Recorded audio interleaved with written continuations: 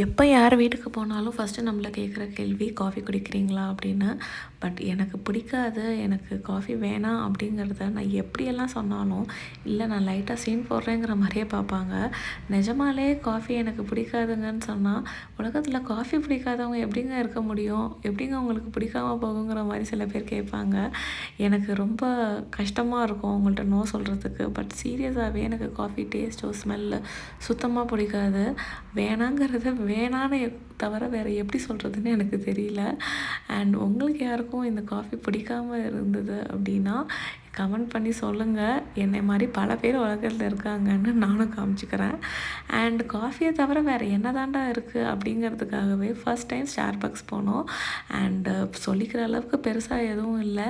நீங்களே பார்த்துருப்பீங்க. ஒரு வெண்ணிலா மில்க் ஷேக்கும் ஒரு ஸ்ட்ராபெரி லெமனேடும் ஆர்டர் பண்ணோம். ப்ளஸ் இந்த கேக்ஸ் பாப்ஸ் குட்டீஸ்க்காக வாங்கினோம். வெளியே சாக்லேட் உள்ள ப்ரௌனி மாதிரி இருந்தது.